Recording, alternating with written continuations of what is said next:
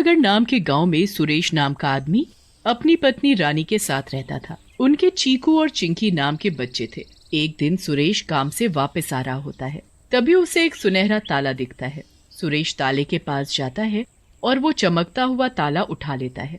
वो ताला खुला पड़ा होता है। अरे वाह, ये तो सोने का ताला है, लेकिन इसकी चाबी कहाँ है? सुरेश बहुत देर तक यहाँ वहाँ चाबी ढूंढता है, लेकिन उसे चाबी कहीं नहीं मिलती। सुरेश उस ताले को लेता है और अपने घर लेकर चला जाता है और अपनी पत्नी रानी को दिखाता है। ये देखो भगवान, मैं क्या लाया हूँ तुम्हारे लिए। रानी सोने के ताले को देखती है और बहुत खुश हो जाती है। अरे वाह चीकू के पापा, ये तो सोने का ताला है, लेकिन तुम्हारे पास इतने पैसे कहाँ से आए? फिर सुरेश रानी को ताले के मिलने की बात बताता है। ये तुमने ठीक नहीं किया जी, ये हमारा नहीं है, आप इसे जहाँ से लाए हो वहीं रखाओ। ठीक है रानी, मैं इसे रखाऊंगा, लेकिन अभी तो रात हो गई है, मैं सुबह इसे रखाऊंगा। फिर सुरेश और रानी ताले को अलमारी के अंदर रखकर सो जाते हैं। उसी रात वो अलमारी जोर जोर से हिलने लगती है और कमरे में धुआं ही धुआं फैल जाता है। तभी उस धुएं के बीच में से एक खूंखार चुड़ैल बाहर निकलती है। मजा आ गया, बहुत दिनों बाद बाहर की हवा मिली है। कई सालों से भूखी हूँ, पहले अपनी भूख मिटाऊं। चुड़ैल घर से बाहर निकल जाती है। चुड़ैल को रास्ते में एक शराबी मिलता है। रुक जा, कहाँ जा रहा है? मैं तुझे आज खा जाऊंगी।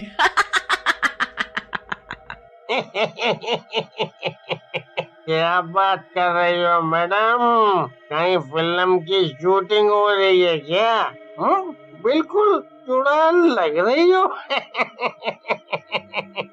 मैं असली की चुड़ैल हूँ, समझा क्या? मैं तुझे अभी खा जाऊंगी। मैडम, सारा नशा उतार दिया आपने। चलो अपना काम करो, मुझे फिर से मूड बनाना पड़ेगा। शराबी की बात सुनकर चुड़ैल को गुस्सा आ जाता है और वो शराबी को मारकर खा जाती है। अगले दिन शराबी की लाश गांव वालों को मिलती है। ओहो, ये तो भोलू शराबी है, लेकिन इसको किसने ऐसे मारा? इसका तो सर खा गया है कोई। भाइयों, हमें भी होशियार रहना पड़ेगा, लगता है कोई जंगली जानवर आ गया है गांव में।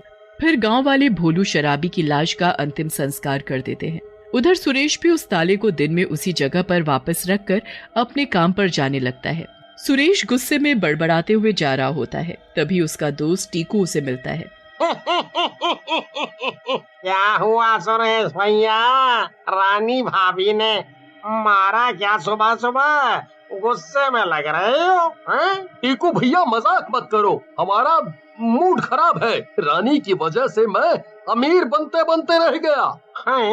अमीर बनते बनते रह गया? भला ऐसा क्या खजाना मिल गया तुम्हें सुरेश भैया? जरा मैं भी तो सुनूं। फिर सुरेश टीकू को ताला मिलने की बात बताता है, जिसे सुनकर टीकू लालच में आ जाता है और सुरेश के जाते ही उसी जगह पर पहुंचता है जहां सुरेश ने ताला वापस रखा था। टीकू को वो चमकता हुआ ताला वहीं मिल जाता है। ये रानी और सुरेश इतने बेवकूफ हैं, इतना बड़ा सोने का ताला, ये तो करोड़ों का है।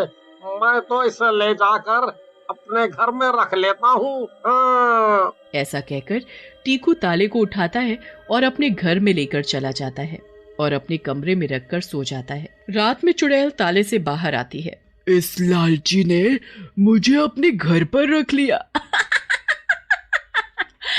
ये तो अपने आप ही मरने चला आया। ऐसा कहकर चुड़ैल सोते हुए टीकू को गर्दन से पकड़कर उठा लेती है।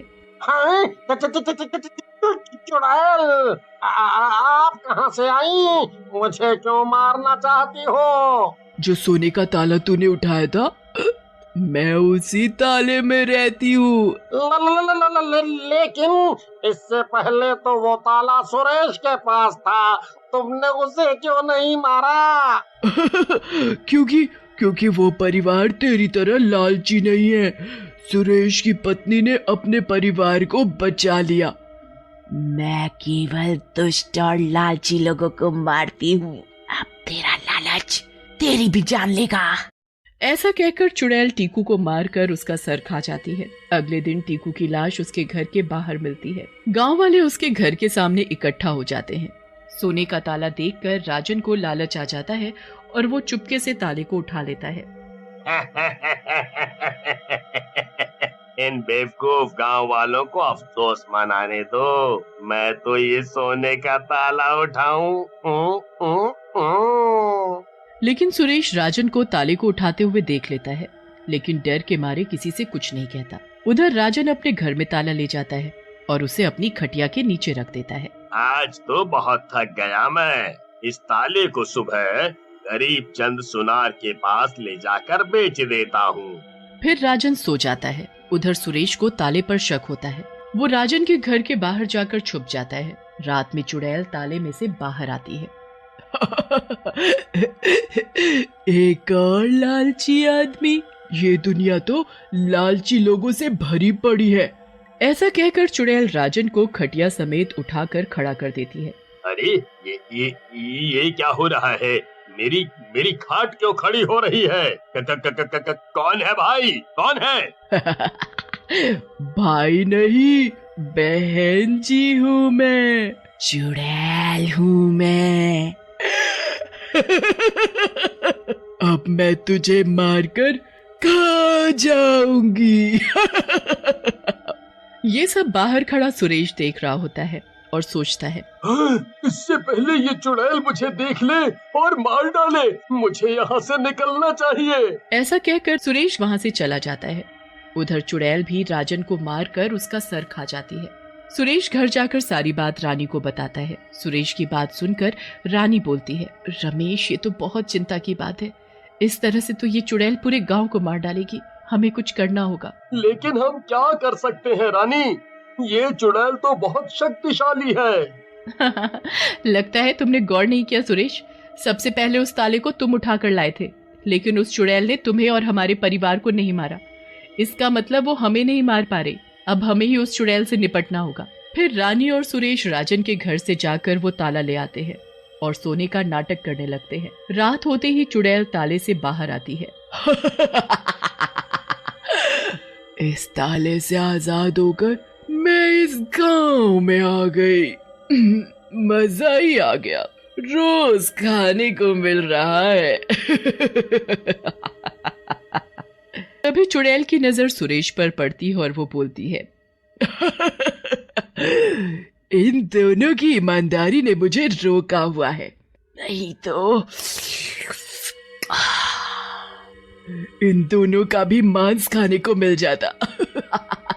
लेकिन ये दोनों ही मेरे लिए खतरे की घंटी है, क्योंकि अगर इन्होंने वो चाबी ढूंढकर इस ताले को बंद कर दिया तो मैं फिर से कैद हो जाऊंगी। ऐसा कहकर चुड़ैल वहाँ से चली जाती है। अगले दिन सुबह रानी और सुरेश मुखिया के पास जाते हैं और उसे सारी बात बताते हैं, जिसे सुनकर मुखिया बोलते हैं, अगर ये बात सच्ची है तो गांव वाले खतरे में हैं। हमें उस ताले की चाबी को ढूंढना होगा।